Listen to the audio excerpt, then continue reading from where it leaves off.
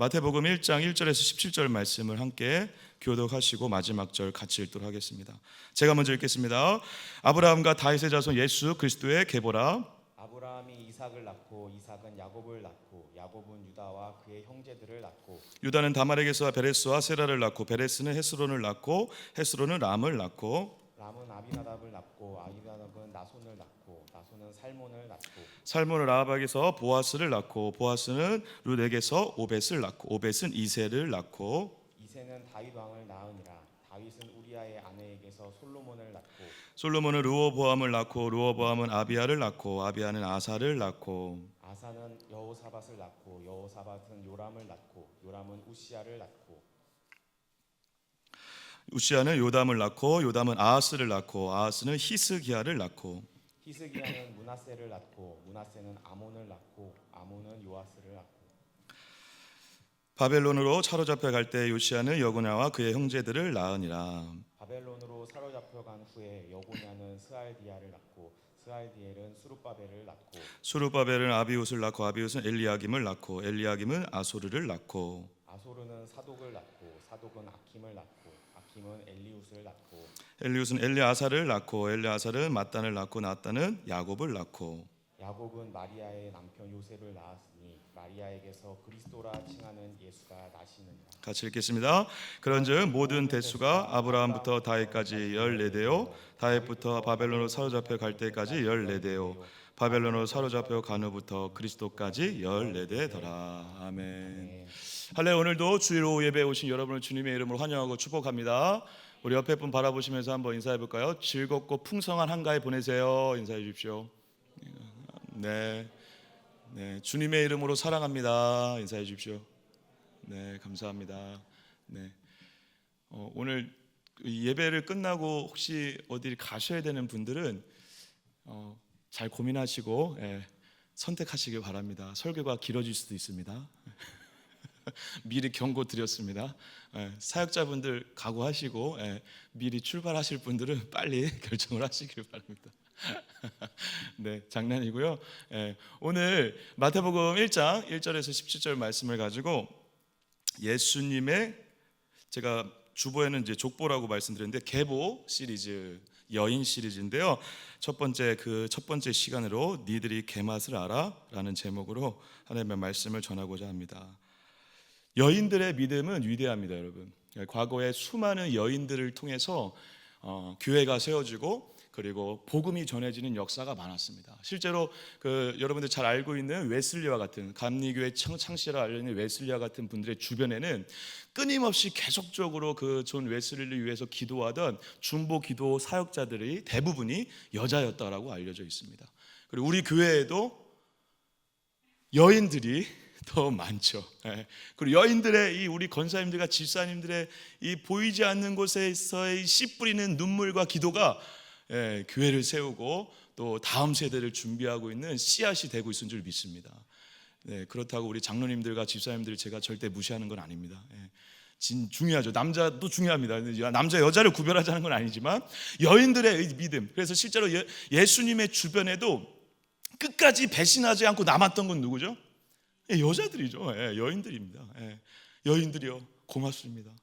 여러분들이 있었기 때문에 우리가 있는 것입니다. 예수님을 끝까지 배신하지 않고 자리를 지켜줬던 그 보이지 않는 곳에서 희생과 눈물로 예수 그리스도를 따라왔던 수많은 여인들의 믿음이 교회를 세웠고 복음을 여기까지 우리에게 전해지는 굉장한 중요한 통로로 사용되어 왔다라는 사실입니다. 그래서 제가 여인 시리즈를 준비했습니다.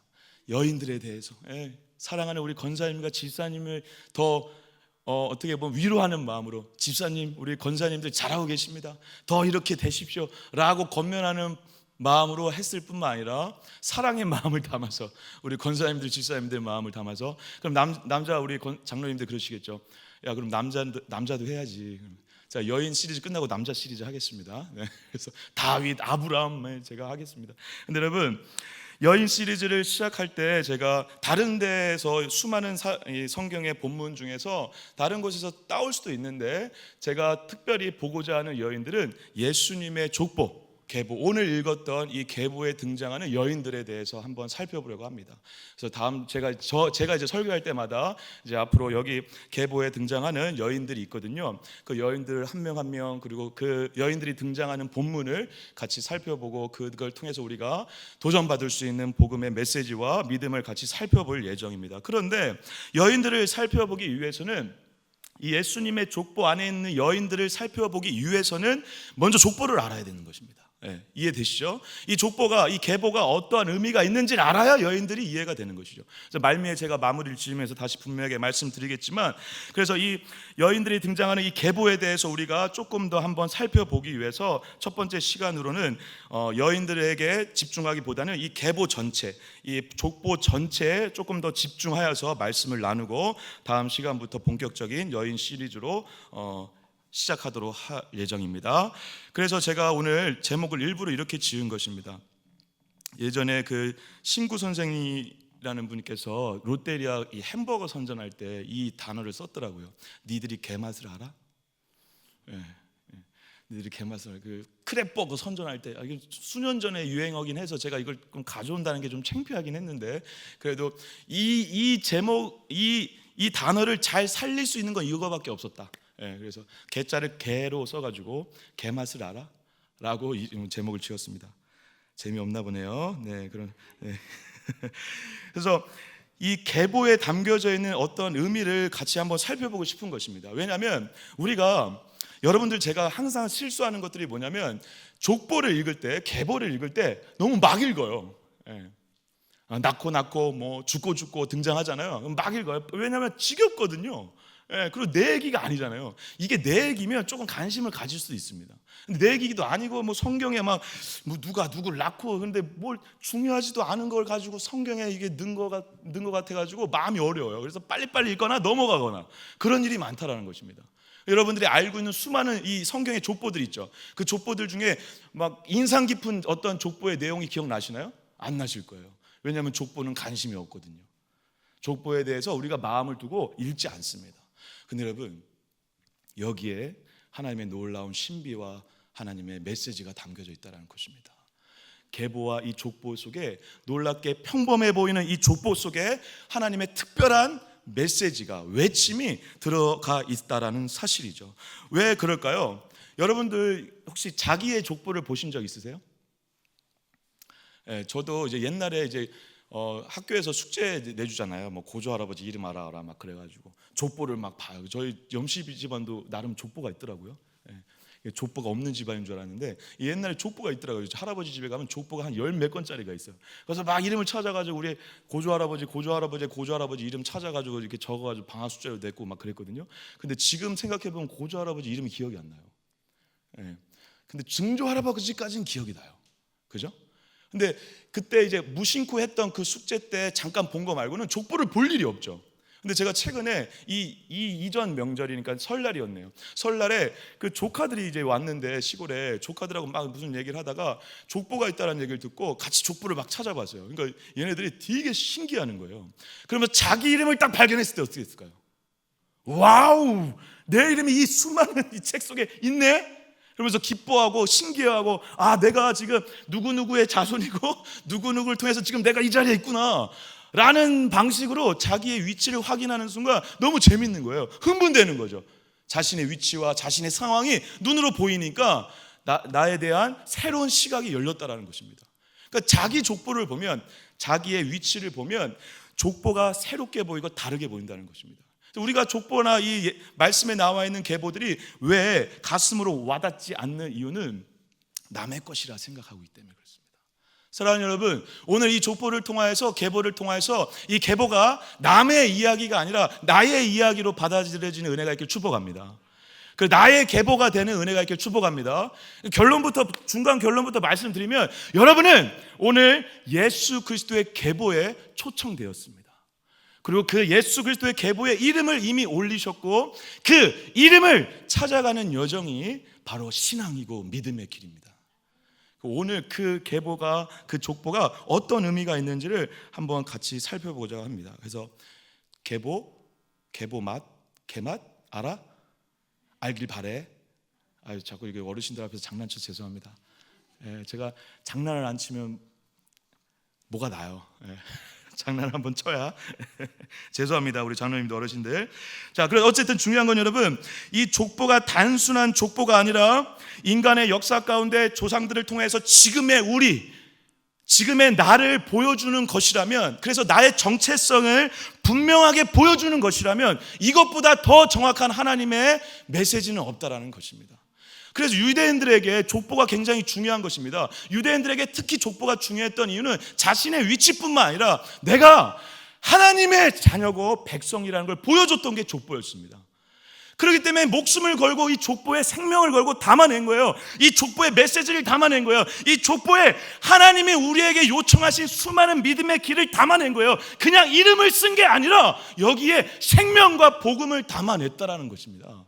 그냥 이름을 쓴 게 아니에요. 이름 그 글자 안에 그들의 인생 전체를 휘둘렀던 하나님의 생명의 말씀과 복음의 메시지를 이 이름에 담아내므로 그것이 나에게 어떤 의미가 있는지를 되돌아보고 있다는 것입니다. 저와 여러분에게도 마찬가지인 줄 믿습니다. 이 족보는 그냥 이름이 나열된 것이 아니라 하나님의 생명과 그리고 복음이 담겨져 있는, 평범하지만 특별한 하나님의 메시지가 담겨져 있는 하나님의 말씀으로 받아들이시는 은혜가 있기를 축복합니다. 축복합니다. 네, 설교를 길게 한다고 했더니 지금 겁먹으셔가지고 이제 눈빛들이 흔들리고 계세요. 지금 언제 끝나나 저거. 네, 빨리 끝납니다 오늘. 근데 여러분, 이 게 맛을 알기 위해서 게 맛을 제가 3가지를 준비했는데요. 이 게 맛을 이제 같이 나누기 전에 이 마태에 대해서 좀 알 필요가 있습니다. 마태. 왜냐하면 여러분, 마태복음은 사실 마태, 마가, 누가, 요한 이 4복음서 중에서 처음 쓰여진 복음서일까요, 아닐까요?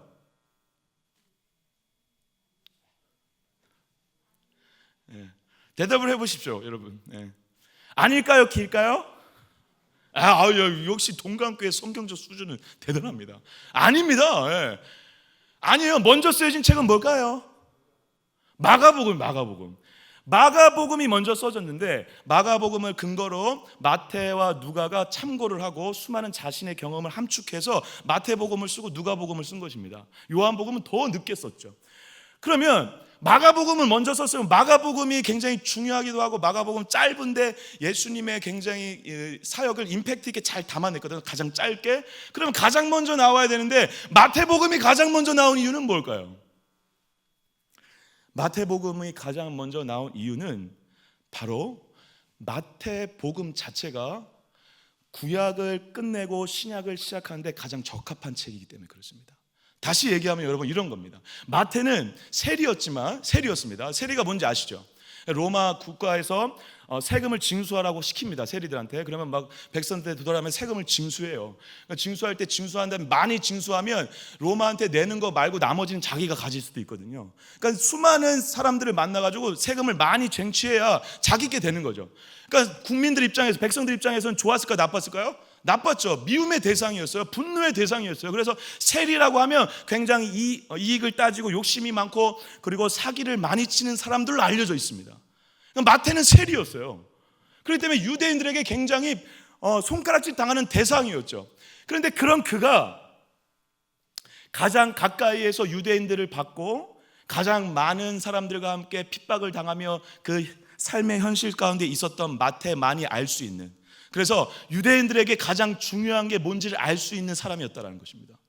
특히 마태는 그래서 이 언어와 그리고 이 돈 계산, 이런 여러 가지 이 수학적 계산, 이런 것들에 대해서 발달되고 똑똑한 사람이었기 때문에 이 글을 쓸 때 수많은 정보들을 활용해서 자기 나름대로 자기가 경험한 걸 바탕으로 해서 사람들에게 설득력 있는 글을 쓸 수 있는 사람으로 알려져 있습니다.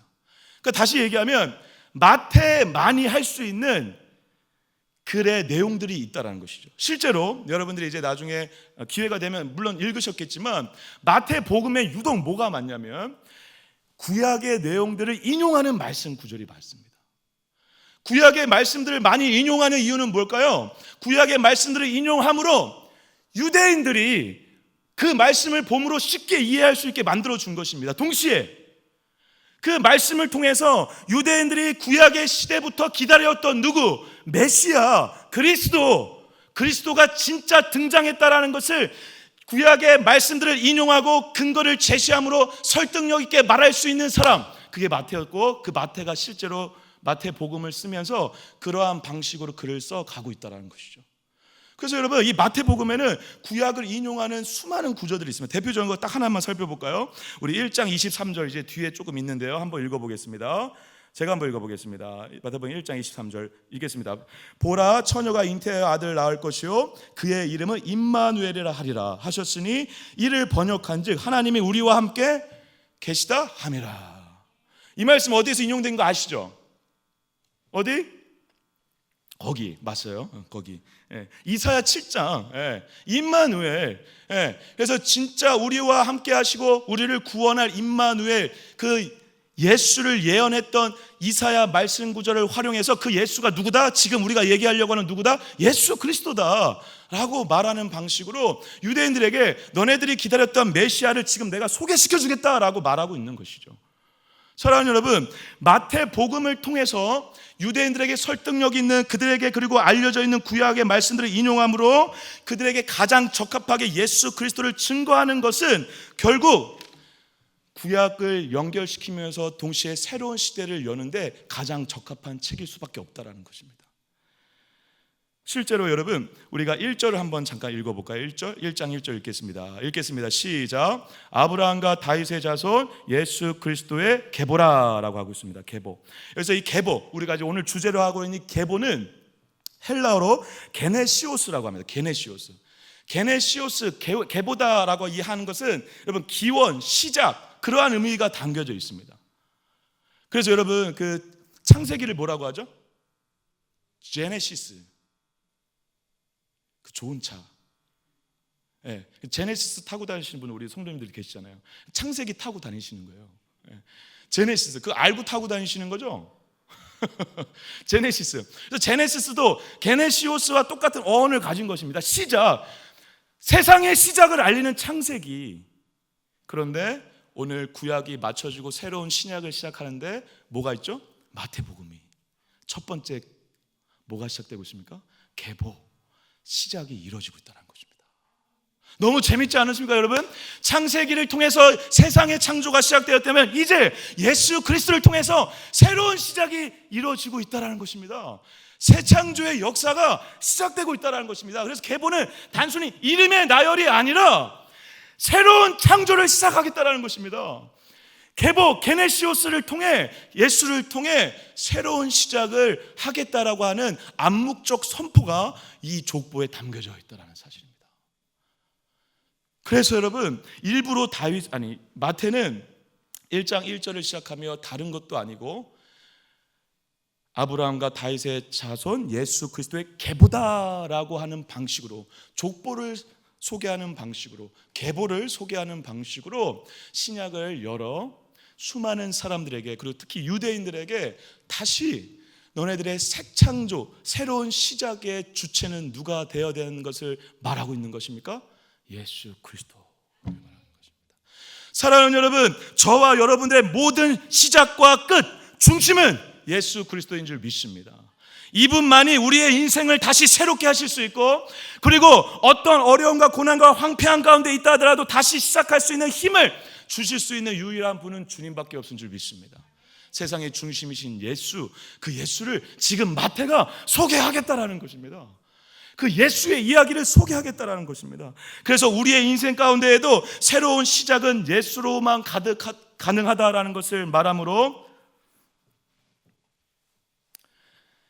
창조의, 창세기의 이야기의 2탄이나 다름없는 새 창조의 역사를 주님과 함께 시작하라라고 우리에게 도전하고 있다는 것입니다.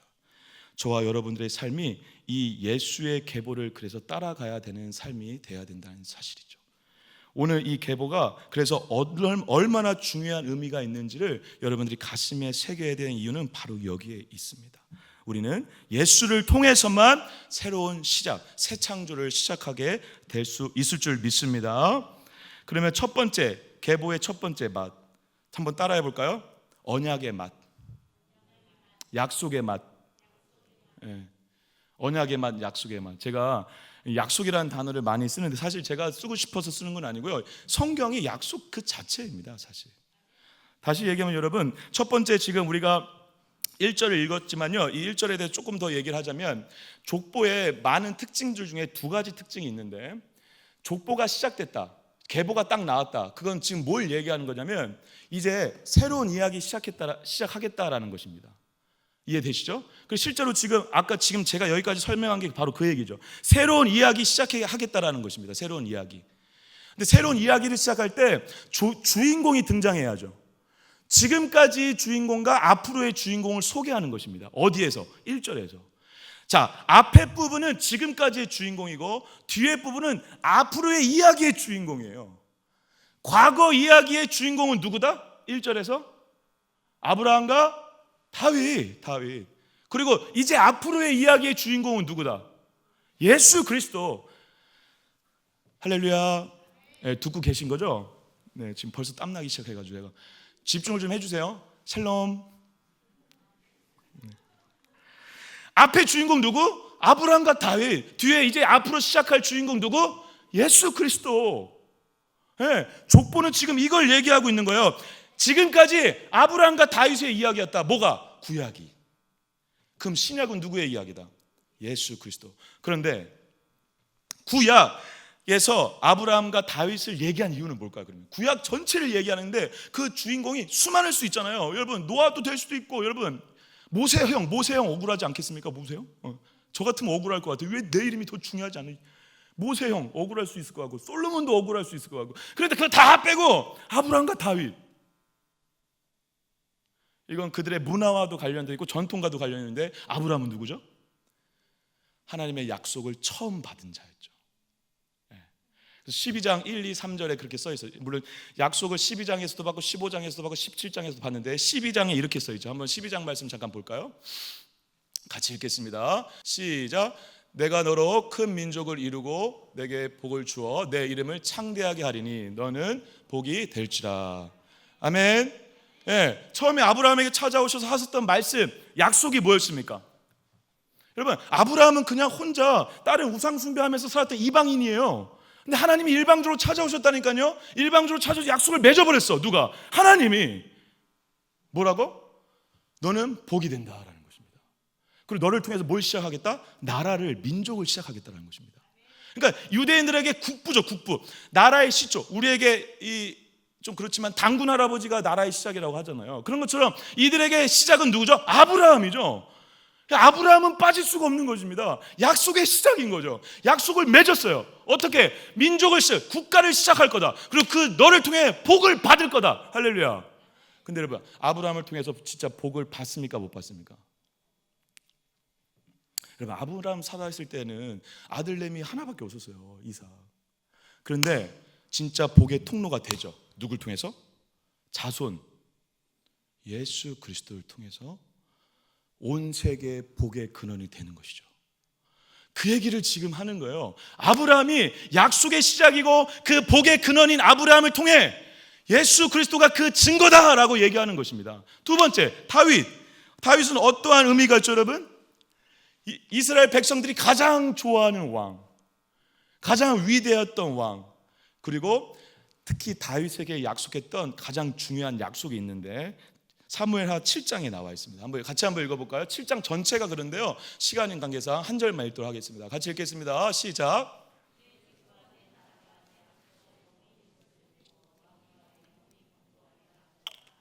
아멘. 내 집과 내 나라가 내 앞에서 영원히 보존되고 왕위가 어떻게 된다? 여러분, 그러면 다윗과 솔로몬 시대에 이 왕위가 영원히 보존됐습니까? 실제로?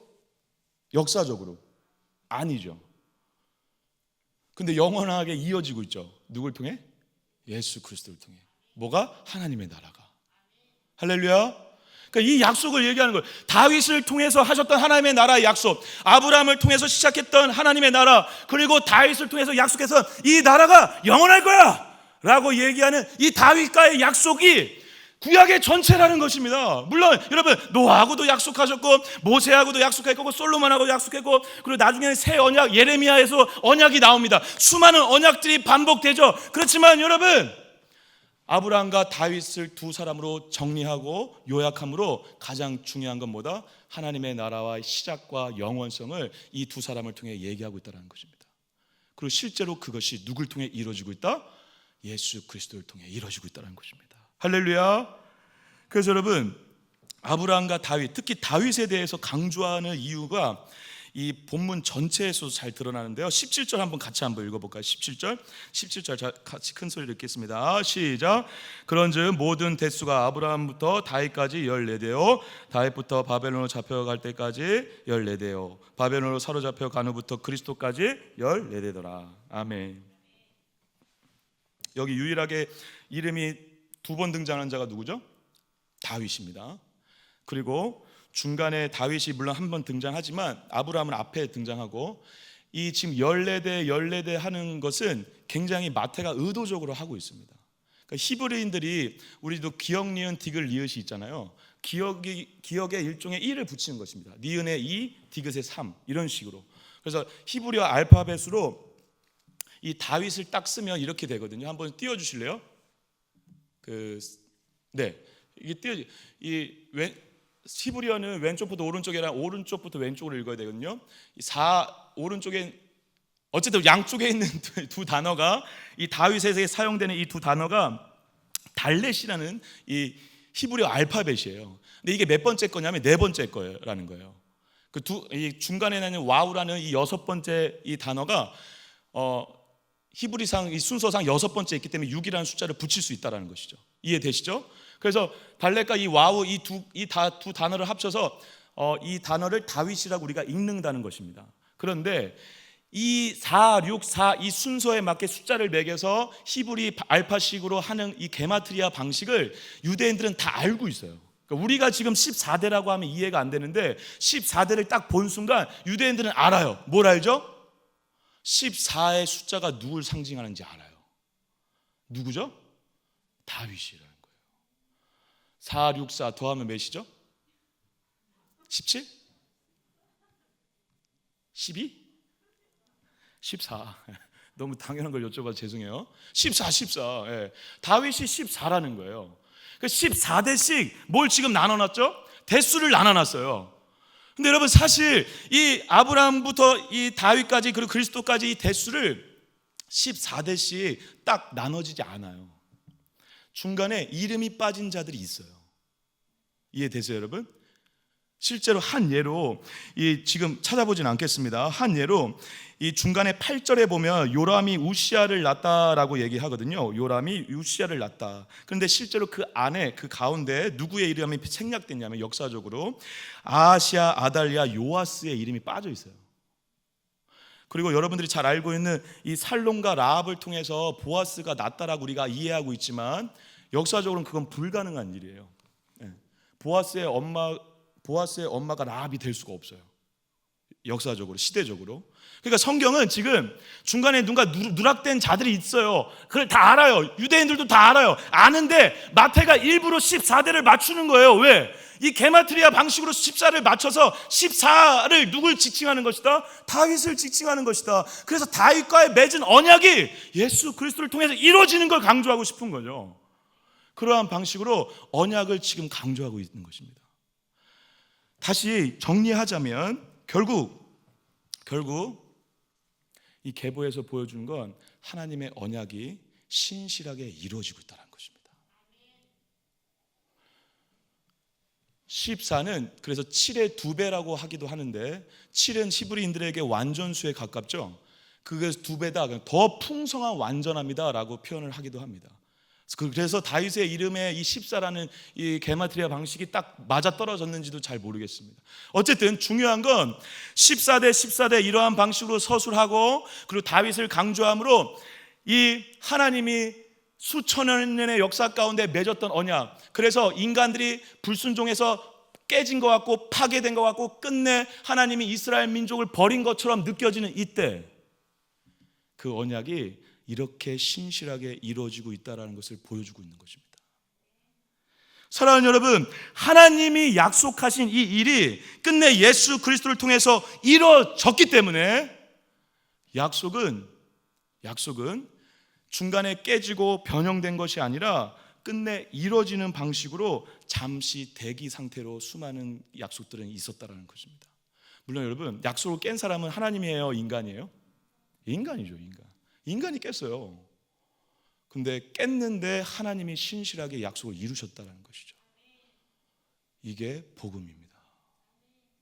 사랑하는 여러분, 여러분들과 제가 하나님과 약속을 맺은 자녀라는 것을 잊지 않으셔야 합니다. 저와 여러분들이 약속이라는 단어, 이 언약이라는 단어를 잘 기억해야 되는 이유는 말씀 자체가 약속의 이야기이기 때문에 그렇습니다. 그래서 구약이라고 하는 것입니다. 구약 뭐? 옛 언약, 옛 약속, 신약, 새로운 언약, 새로운 약속. 여러분, 말씀 자체는 약속의 이야기예요. 할렐루야. 그렇기 때문에 말씀은 약속이에요. 근데 말씀은 약속인데 약속은 누가 맺으셨죠? 하나님이 맺었어요. 그럼 그 약속은 이루어질까 안 이루어질까요? 이루어져요. 그래서 여러분, 여기에서 우리가 중요한 인사이트를 얻으셔야 됩니다. 이 말씀은요, 이거 지켜야 되는, 스트레스 받아야 될 내용이 아니에요. 하나님의 아름다운 약속의 이야기죠. 이대로 이루어질 줄 믿습니다. 그럼 이거를 받을 때, 여러분, 약속으로 받을 때 엄청난 자유함이 찾아옵니다. 왜? 하나님이 이루어가실 거니까. 근데 여기에는 중간에 막 그런 내용들이 있잖아요. 어떤 내용도 있죠? 부담되는 내용들이 있잖아요. 용서하라, 7번 용서하라, 사랑하라, 이해하라. 이런 명령들 부담스럽잖아요, 그죠?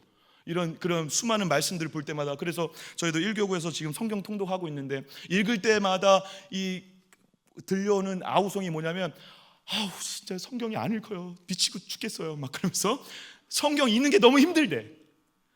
저는 이해는 되는데 이해가 안 돼요. 왜 그러죠? 이게 왜 스트레스를 받지?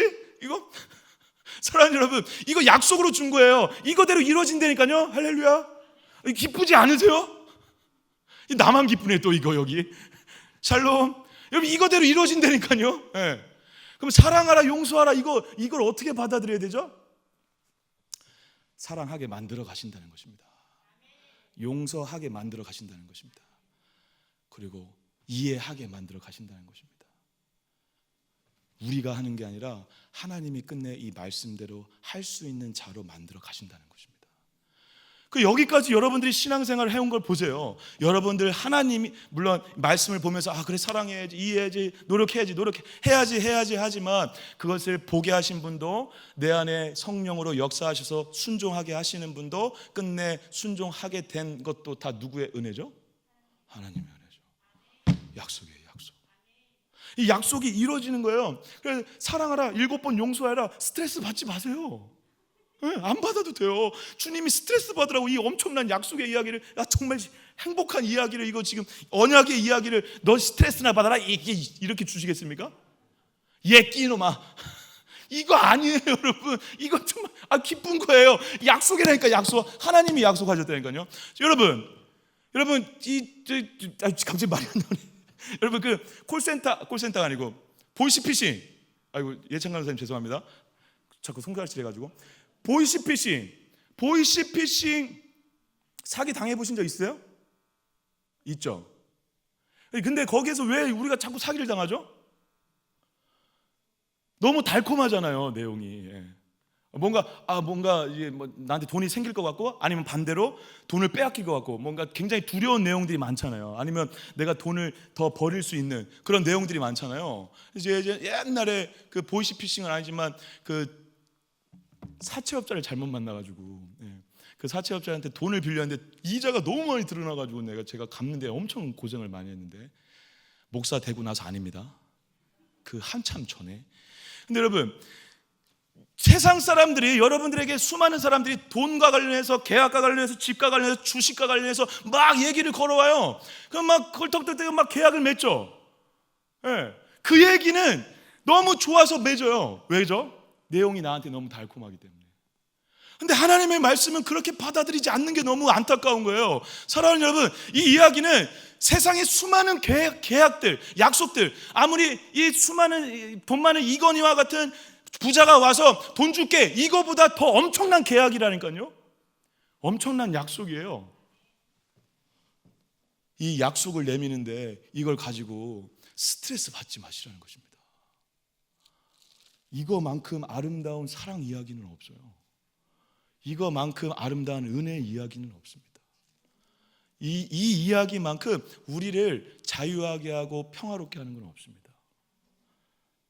사채업자한테 빠지지 마십시오. 이 말씀에 빠지시길 축복합니다. 예. 그래서 제가 한 가지만 말씀드리고 넘어가고 싶은데요, 약속에서 중요한 건 뭐냐면 여러분들이 이걸 기억하셔야 돼요. 당연한 건데 이걸 기억하셔야 돼요. 약속의 내용이 중요한 게 아니라, 약속의 어떠한 근거들이 중요한 게 아니라 약속을 맺는 대상이 더 중요하다는 거예요. 여러분들이 사람과의 관계 가운데 사기를 당하고 문제가 자꾸 일어나는 이유는 뭐냐면 달콤한 내용 때문에 그래요. 아, 이렇게 돈 빌리면 나한테 이익이 되겠지. 3천만 원만 투자하세요. 5천만 원만 투자하세요. 매달 50만 원씩 나옵니다. 이렇게 하면 어떻게 할 거예요? 하실 거죠. 매달 50만 원씩 나오는데 투자만 하면 이런 내용에 우리가 현혹되잖아요. 근데 그 약속을, 그 계약을 맺으려고 하는 그 사람이 누군지가 더 중요하죠. 그 사람이 사기꾼 같은 자라면 아무리 좋은 내용이라도 맺으면 안 되는 거죠.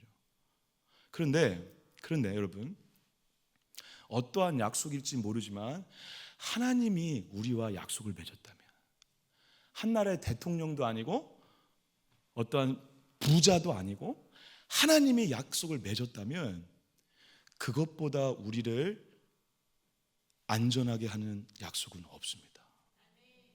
저와 여러분들과 맺은 이 약속은 수많은 내용들이 있는 것은 둘째치고 그것이 어떠한 내용인지는 중요하지 않아요. 여러분, 가장 중요한 건 이 약속을 하나님과 맺었다라는 것입니다. 할렐루야. 저와 여러분은 하나님과 약속을 맺었어요. 그럼 하나님이 이뤄 가실 거예요. 할렐루야. 여러분들은 그래서 이 자리에 있는 거고 그 약속대로 영원한 나라로 가는 것입니다. 그 약속을 기억할 때 우리의 믿음이 성장할 수 있습니다. 그 약속을 신뢰할 때, 그 약속을 다시 오늘 기억할 때 다시 시작할 수 있는, 이 계보를 이어갈 수 있는 힘이 생기는 것입니다. 사랑하는 여러분, 저와 여러분은 영원하신 하나님, 전능하신 그 하나님의 약속을 받은 자인 줄 믿습니다. 그리고 그 약속을 이미 받은 자인 줄 믿습니다. 그리고 이 약속대로 이루어질 줄 믿습니다. 이걸로 사는 거예요. 이 약속의 맛을 매일매일 누리시길 축복합니다. 축복합니다. 사채업자 말고 주님의 약속에 빠지시길 축복합니다. 제 얘기 좀 더 하려고 그랬는데 오늘 진짜 늦게 끝날 것 같아가지고 제가 짧게 지금 하고 있는 겁니다. 두 번째 맛, 주권의 맛. 따라해볼까? 주권의 맛. 주권의 맛. 여러분, 이 족보를 잘 보면요, 낳고가 반복되고 있어요. 근데 사실 좀 특이한 거예요. 왜 그렇죠? 이 전의 족보들은 뭐가 많았을까요? 구약의, 특히 구약의 족보에는 낳고 죽고, 자녀 낳고 죽고, 약간 이런 방식이죠. 그러니까 죽고가 더 강조되는 경우도 있었어요. 그런데 놀랍게 마태는 오늘 죽고라는 단어를 안 씁니다. 뭐만 쓰죠? 낳고. 저 11월 3일 날 낳습니다. 낳고 누군가를 낳아요. 뭐죠? 생명력 있는 거죠, 지금. 생명력 있는 놀라운 이 계보를 보라는 것입니다. 그 생명력 넘치는 끝판에 누가 있다라는 것입니까? 예수 그리스도가 있다라는 것이에요. 할렐루야. 복음의 나음, 복음의 풍성함, 복음의 생명력을 단어로 얘기하고 있는 것이죠. 그런데 이 중간중간에 수많은 등장하는 사람들, 여러분 공통점이 뭘까요? 다 사람들이 제정신이 아니에요. 여러분, 그 유명한 다윗도 어땠죠? 바세바하고 범죄를 일으켜요. 그런데도 하나님이 어떻게 하신다는 것입니까? 기다리고 이끌어 가시고 성취하셔서 끝내 어떻게 하셨다? 예수 그리스도까지 끌고 오셨다는 것을 보여주는 것입니다. 하나님의 주권을 말하는 것입니다. 모든 것을 다 뚫고 찢고 하나하나 다 하나님의 보이지 않는 섭리 가운데 인도하셔서 끝내 하나님의 끝 예수 그리스도를 보여주는 것으로, 예수 그리스도를 통해 이루어질 하나님의 나라를 보여줌으로 하나님의 주권이 이렇게 확실하다라는 것을 우리에게 선포하고 있다는 사실입니다. 사랑하는 여러분, 하나님의 주권을 믿는 신앙으로 살길 축복합니다. 하나님의 주권을 온전히 인정하면 많은 게 달라질 수 있습니다. 모든 것이 하나님의 주권인 줄 믿습니다. 하나님의 주권인 걸 인정하면 기다릴 수 있고 양보할 수 있고 이해할 수 있어요. 우리가 왜 싸우냐면 하나님의 주권을 신뢰를 못해서 그래요. 여러분, 이 동강교회 주님이 하세요. 할렐루야. 할렐루야. 여러분들 가정 주님이 하세요. 할렐루야. 할렐루야. 하나님의 주권을 인정하는 이 고백을 하면 기다려요. 이해해요. 포용력이 생겨요. 그리고 사랑해요. 근데 주권을 인정하지 못하기 때문에 내 힘으로 하려고 하는 것이죠. 조급해져요. 그러면 일을 망치는 거죠. 애를 망쳐요. 그 지금 하나님이 저에게도 이 주권 훈련을 계속 하시는 것 같아요. 왜냐하면 애가 태어나야 되니까 애를 제가 난도질할까 봐 주님이 걱정돼서 그런지 하나님의 주권을 인정하는 싸움을 계속 저도 하고 있습니다. 사실 보이지 않게. 내 힘이 아니라 하나님이 하실 거야. 이거 붙잡고 가는 것입니다. 그 증거가, 결정적 증거가 또 어디에 나와 있냐면, 여러분 16절 한번 읽어보겠습니다. 16절 큰 소리 읽겠습니다. 시작. 야곱은 마리아의 남편, 여러분 안 읽어주실 거예요? 같이 다시 한번 읽겠습니다. 16절 시작.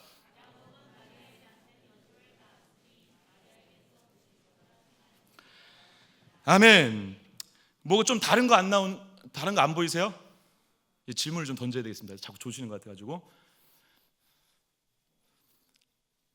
지금 낳고가 25번 반복됐거든요, 위에서. 근데 여기서 낳고가 아니에요. 네, 나셨으니. 더 정확하게 얘기하면 헬라어로 원래 겟나오가 나타라는 거죠. 겟나오가 나타도 의미도 있지만 누구누구의 아버지가 되었다, 누구누구의 조상이 되었다, 그런 의미도 있습니다. 그래서 이제 중간에 아까 얘기한 것처럼 대수가 빠진 게 이해가 되는 게 누구누구의 조상이었다라고 해석하면 다 맞아 떨어지는 거죠. 실제로 난 게 아니라. 어쨌든 두 가지 의미가 다 있는데, 이 겟나오라는 이 단어가 지금 위에서는 계속 에게네센이라고 해서 능동태로 사용됐어요. 나타. 지금 자꾸 낳는 거예요. 이 인간 주체가 낳는 거예요. 그런데 마지막 구절에서 어떻게 했죠? 나셨으니 했어요. 에게네센을 안 쓰고 에게네데를 썼어요. 나셨다, 수동태로 썼다는 것입니다. 그런데 수동태로 쓰여졌는데, 여러분 수동태 특징을 알겠지만 수동태로 썼으면 수동태의 주체가 뒤에 나오거든요. 보통 영어에는 by 누구라고 해가지고, 그죠? 죄송해요, 자꾸 이상한 얘기해서. 나오거든요. 그런데 여기에 본문에 수동태로 됐으면 그렇게 만든 주체가 나와야 되는데 안 나와요. 이런 걸 뭐라 그러냐면 신적 수동태라고 해요. 그럼 누가 했다라는 것입니까, 이거를? 하나님이 하셨다는 것입니다. 하나님. 인간이 난 게 아니라 누가 낳게 하셨다? 하나님. 그래서 실제로 마리아의 안에 누가 성령께서 잉태하게 하셨죠. 할렐루야. 이걸 믿으셔야 돼요. 이건 너무 중요한 겁니다. 이걸 부인하면 다 이단 가는 거예요. 이걸 부인하면 이제 카톨릭 마리아 숭상으로 가는 거예요. 여러분 성령께서 잉태하게 하셨죠. 믿으세요? 제가 왜 이렇게 열을 올리는지 모르겠는데, 신적 수동태로 쓰여진 게 왜 중요할까요, 여러분? 하나님의 주권에 달렸다는 것입니다. 지금 여러분, 하나님의 주권으로 예수 그리스도가 나셨다라는 것입니다. 인간이 아무리 열심히 낳고 해도 그 섭리도 물론 하나님이 인도하시지만 결국 끝내 결정적인 순간 하나님이 개입하셔서 하나님의 일을 이루신다는 것입니다. 저와 여러분은 거기에 지금 사는 자들입니다. 그러면 낙심이 안 돼요. 낙심할 필요가 없어요. 왜? 하나님이 하실 거거든요. 할렐루야. 그래서 이 마리아를 통해서 하나님의 전적인 신적인 그런 역사로 예수 그리스도가 잉태되었다라는 것은 지난주에 조상원 목사님이 잠깐 얘기하신 것처럼 창세기 3장 15절, 여자의 후손을 통해 사단의 머리를 밟겠다고 하는 원시 복음 첫 번째 약속이 이루어진 거죠. 마리아의 뱃속에서 나오셨잖아요. 그래서 그러면서 마리아 뱃속에 나오기도 했고, 그리고 요셉 가문이죠. 그래서 인간적으로는, 혈통적으로는 이 자손이 맞죠. 그래서 인간이 맞죠. 그런데 누굴 통해서 나셨다? 하나님을 통해 나셨죠. 그래서 예수님을 뭐라고 얘기하는 거죠? 신성과 인성을 가지신 분, 완전한 사람이고 완전한 하나님이라고 얘기하는 거죠. 혈통적으로는 마리아의 몸을 낳았어요. 요셉의 가문에서 낳았어요. 다윗의 자손 맞아요. 인간이죠. 그런데 성령께서 잉태시키셨죠. 완전한 사람이며 완전한 하나님인 예수 그리스도를 보여주는 것입니다. 너무 놀라운 장면이죠.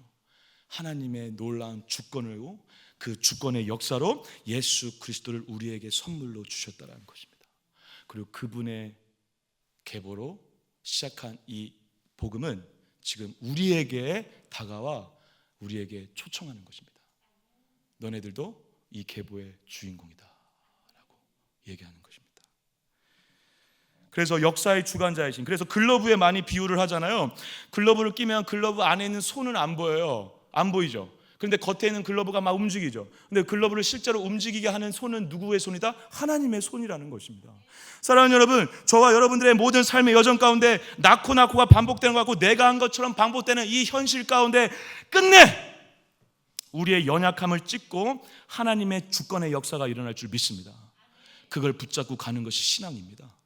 그리고 그것을 붙잡고 가는 것이 우리에게 하나님이 요청하신 믿음의 계보를 바라보는, 믿음의 계보를 또 이름을 올린 자로서 살아가야 될 믿음의 길이라는 사실이죠. 주권을 인정하시길 축복합니다. 주권을 인정하고 순종하여 기다릴 수 있는 자로 살아가시길 축복합니다. 그럴 때 하나님의 역사를, 하나님의 주권적 역사를 만나게 될 수 있을 줄 믿습니다. 마지막으로 한번 따라해 볼까요? 은혜의 맛. 네, 은혜의 맛. 네. 이제 여인들 얘기를 이제 하고 마치겠습니다. 이 족보에 아까 서두에 말씀드린 것처럼 누가 등장한다 그랬죠? 여인들이 등장합니다. 근데 여러분, 여러분들 집에 있는 족보를 잘 보셔도 알겠지만 여인들이 잘 올라가지 않습니다. 족보에 문화적으로 어떠한 나라든 간에. 지금은 많이 달라졌지만 특히 이 당시에 여인들이 족보에 올라가는 건 상상을 할 수 없는 일입니다. 그래서 마태복음 말고 누가복음에 여러분들 그 3장에 보면 다른 족보가 하나 있죠. 누가복음은 누가복음 나름대로 이유가 있기 때문에 위에서 아래로 내려오는 게 아니라 마리아 요셉으로부터 시작해서 위로 올라가요. 그래서 끝내 어디로 가죠? 하나님으로 가요. 그러니까 예수 그리스도가 하나님과 연결되어 있다는 것을 보여주므로 인류 전체를 향해 예수를 소개하고 있는 것입니다. 그런데 그 누가복음에도 족보를 보시면 아시겠지만 남자 이름이 다예요. 그런데 마태복음에 이상하게 뭐가 지금 등장하고 있죠? 여자 이름이 있다라는 것입니다. 여자 이름이. 들어가면 안 되는, 그리고 들어가더라도 믿음이 좋은 여성들이 있었잖아요. 아브라함의 부인 사라, 이삭의 부인 리브가, 이런 사람들 넣으면 얼마나 좋아요. 그런데 이 5명 여인들이 어떠한 여인들인지 아시죠? 네, 제가 말하지 않아도 아실 텐데 첫 번째 다말, 뭐죠? 네, 시아버지하고 관계를 맺고 손자를 낳죠. 네, 이건 무슨 완전 족보가 어떻게 되는 것입니까? 네. 며느리하고 관계를 맺어서 자녀를 낳았어요. 그럼 얘는 아들인가 손자인가? 그것이 문제로다. 이런 상황이 됐죠. 그리고 저기 나와 있네요. 그리고 라합은 누구죠? 여리고에서 살던 기생이에요. 기생. 그리고 룻은 모함 이방 여인이었죠. 그리고 우리 아내는 우리가 너무나 잘 알고 있는 누구죠? 바세바. 다윗과 가늠한 여인. 근데 바세바를 바세바로 쓰지 않고 우리아의 아내로 쓴 이유는 뭘까요? 그건 나중에 알려드릴게요. 저도 무슨 카드가 있어야 되지 않겠습니까? 다음을 궁금하게 만들어야 돼요. 나중에 바세바를 다룰 때 알려드릴게요. 우리아의 아내, 그리고 마지막에 마리아는 약혼은 했지만 서로 관계를 맺지 않았는데 잉태를 했어요. 이건 뭐예요? 세상 사람들이 볼 때는 이상한 거죠. 어디서 바람을 펴서 애를 가졌나? 그렇게 바라볼 수도 있는 미혼 뭐예요? 세상의 눈으로 볼 때 이 5 여인 중에 정상은 없습니다. 다 엉망진창이죠. 콩가루 집안이죠. 예수님의 족보는 콩가루 집안이에요 지금. 그런데 그렇게 될 걸 뻔히 알고 마태가 넣었다라는 것입니다. 지금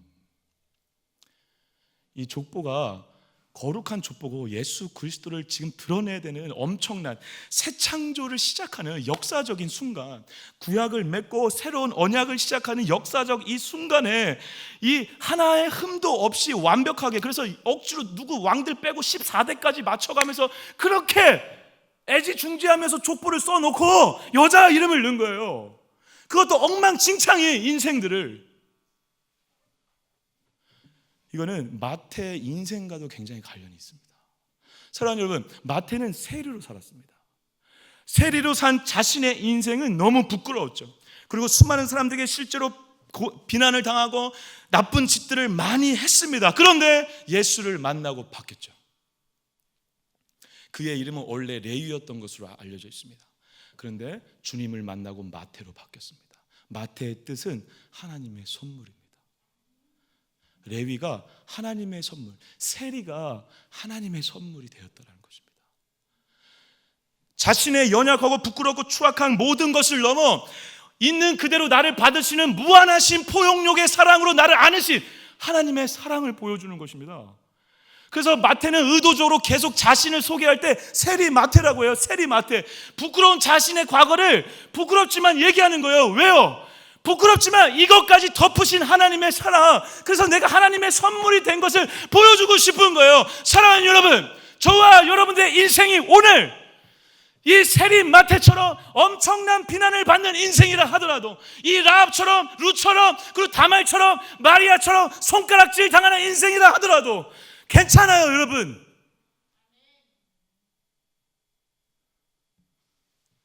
하나님께서 받으셨습니다. 그 받으신 대로 우리를 사랑하셔 거룩한 족보의 이름을 올리게 됐습니다. 그 은혜가 이 족보의 가장 중요한 핵심입니다. 초라하고 세상이 볼 때는 어떤 것도 내세울 수 없는 그 누군가에게 하나님은 있는 그대로 받으시는 엄청난 포용력으로 그들을 품으셔 예수님의 족보에 입적시키는, 인간의 족보가 아니라 예수님의 족보에 입적시키는 놀라운 역사를 이루셨다라는 것을 마태가 보여주므로 우리 역시 우리의 어떠함이 아니라 우리를 있는 그대로 받으셔 끝내 하나님의 거룩한 족보의 이름을 올리게 하신 하나님의 무한하고 포용력 넘치는 사랑을 기억하라는 것입니다. 그것을 기억할 때 우리가 다시 이 계보를 이어서 내려갈 수 있다는 것입니다. 제가 이제 마지막 한 가지만 나누고 마치도록 하겠습니다. 이 5 여인들의 끝에를 잘 보세요. 제가 이 동강교회 이제 말씀을 준비하면서 이 부분은 제가 처음 발견한 건데요. 한번 보겠습니다. 3절 다말에게서, 5절 살몬은 라합에게서, 그리고 끝에 보아스는 룻에게서, 그리고 다윗 6절 다윗은 우리아의 아내에게서, 그리고 마지막 절 야곱은 마리아의 남편 요셉을 낳으신 마리아에게서. 이 5 여인들의 끝에 공통적으로 붙는 단어가 있습니다. 뭐죠? 에게서. 헬라어로 직역을 하면 뭘 통하여입니다. 통하여.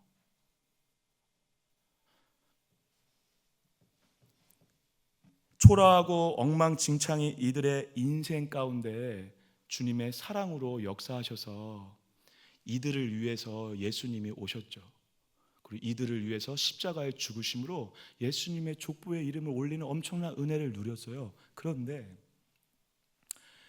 이 죄인과 같은 더러운 존재들을 위해서 오신 예수님이 이들을 통해서 오셨다는 것입니다.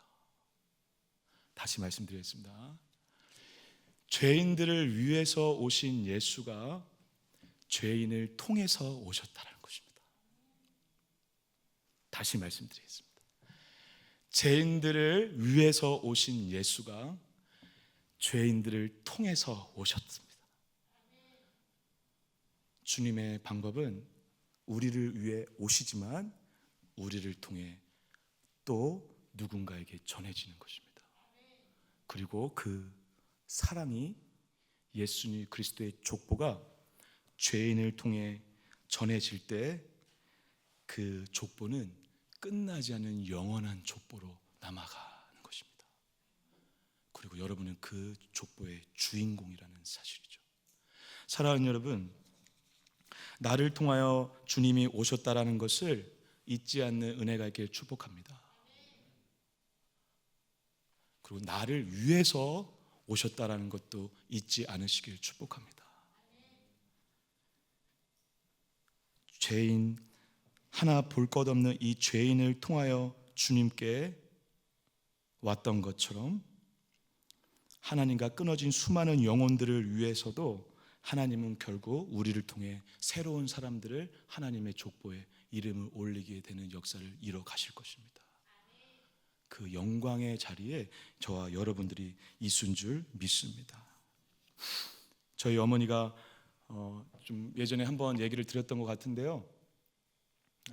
저희 어머니가 사실 그 어렸을 때 이 한국 전쟁 속에서 이 전쟁통에 1953년으로 이제 그렇게 기록돼 있다는데, 전쟁통 이제 끝 말미에 이제 휴전이 다가오기 직전에 상황이 어려우기 때문에 버려지는 아이들이 많았습니다, 그때. 그래서 저희 어머니가 그 전쟁 그 끝 말미에 이제 버려지셔가지고 이제 고아원에서 이제 성장을 하셨습니다. 근데 이 고아원이 교회가 운영하는 고아원을 딱 들어간 것입니다. 그래서 거기서 이제 예수님을 만나시죠. 그 저희 어머니가 결혼하시고 나서 가장 많이 들었던 핍박 중에 하나가 뭐냐면 이 애비 없는 자식아 막 그랬어요. 저희 할아버지 할머니가, 친할아버지 할머니가 이 애비 없는 X 뭐 그런 아시죠? 욕, 이런 그러면서 욕을 하시고 막 핍박을 많이 당하셨습니다. 부모가 없었습니다. 그래서 제가 저한테 가끔 어머님이 제가 이제 친할아버지 친할머니는 있는데 왜 외할아버지 외할머니는 없냐, 좀 소개 좀 시켜달라, 어린 마음에. 어머님이 대답을 못 하시죠. 뭐 돌아가셨다 그렇게 얘기를 하세요. 그러면서 돌아가셔서 만날 수 없다 그러면서 어머니가 하셨던 그 말이 있는데, 그게 무슨 말이냐면, 엄마는 지금 할아버지 할머니가 돌아가셔서 아빠 엄마가 없지만 진짜 아버지가 있어. 그게 누구죠? 진짜 아버지가 누굴까라고 저한테 질문을 하세요. 그러면서 누군데? 어디 있는데? 보여줘. 그러면 우리 어머니가 하나님, 그래서 하나님.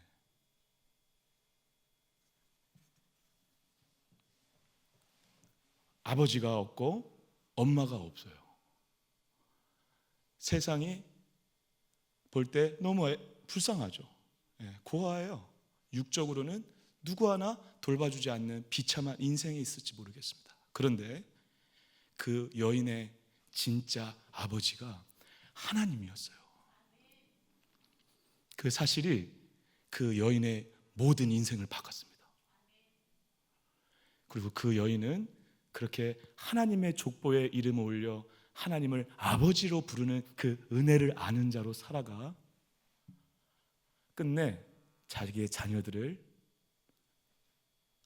육적으로 낳았을 뿐 아니라 하나님의 족보에 들어가는 믿음의 자녀로 만드셨다는 것입니다. 저와 형님이 목회자가 돼가지고, 저도 목사고 저희 형님도 목사인데요, 목회자가 돼가지고 우리 어머니가 행복하지 않으세요. 고생길인 거 알기 때문에. 근데 저희 어머니가 가장 행복하고 좋으실 때는 언제였냐면, 제가 회심하고 돌아와서 저와 형 모두가 모여 예배할 때 가장 행복해 하셨습니다. 진짜 아버지는 없지만, 육적인 아버지는 없지만 진짜 아버지 대신 하나님을 아버지라 부르는 거, 예수 그리스도의 족보에 올라간 건 그런 엄청난 영광과 은혜의 자리라는 것입니다. 저와 여러분은 하나님을 아버지로 부르는 자들입니다. 그 족보에 이름을 올린 자들이에요. 우리의 현실과 우리의 상황이 어떠한 거는 중요하지 않습니다. 고아라도 괜찮아요. 저는 어머니한테 그걸 배웠습니다. 육적으로 없어도 진짜 아버지 대신 하나님이 있다. 저도 똑같이 자녀들에게 그것을 가르쳐 줘야 될 의무와 책임이 생겼습니다. 내가 좋은 아빠가 되는 것은 돈을 많이 주고 뭐 좋은 교육을 시키기 이전에 이 아이가 하나님을 아버지로 아는 예수 그리스도의 족보에 올라가는 믿음의 자녀가 되는 거, 그게 진짜 중요한 부모의 역할이구나라는 것을 배워가고 있습니다. 저와 여러분들도 마찬가지입니다. 아니, 이미 그러한 길을 가고 계실지 모르겠습니다. 사랑하는 여러분, 우리의 인생이 초라하고 조롱받고 병들고 어렵고 초라할지라도 예수님의 족보에 입적시켜 주시는 주님의 은혜를 입은 자인 줄 믿습니다. 그리고 그 일을 위해서 예수 그리스도께서 십자가의 죽으심으로, 피를 쏟으심으로 혈통적인 피를 넘어 진짜 영적인 족보를 이름을 올리는, 그래서 예수 그리스도의 족보로 우리를 끌어당기는, 입적시키는 역사를 십자가의 죽음을 통해 이루신 줄 믿습니다. 그리고 십자가의 그 복음으로 우리가 영원한 하나님의 나라의 족보를 이름을 올린, 영원한 하나님의 나라를 상속받을 하나님의 자녀인 줄 믿습니다. 이것이 저와 여러분들이 가야 될 주님의 길인 줄 믿습니다. 이것이 믿음의 길이 될 줄 믿습니다. 그럴 때만이 이 세상의 수많은 어려운 풍파와 고통 속에서도 끝내 우리의 현실이 아니라 은혜를 맛보게 하시고 주권을 맛보게 하시고 언약을 신실하게 이뤄가시는 세 가지 하나님을 만나게 되는 은혜를 경험하게 될 줄 믿습니다. 그런 저와 여러분들의 믿음이 되시고, 이번 추석 연휴를 통해서 그 예수님의 족보에 올라간 그 정체성을 기뻐하며, 또 누군가에게 나를 통하여 같이 예수님의 족보에 이름을 올리는 은혜가 있는 즐거운 한가위를 보내시기를 주님의 이름으로 축복합니다. 저는 이제 엄마가 보고 싶어서 가야 되겠습니다. 기도하겠습니다. 사랑해 주님, 감사합니다. 우리를 거룩한 주님의 이름의 족보에, 계보에 우리를 올려주셔서 감사합니다.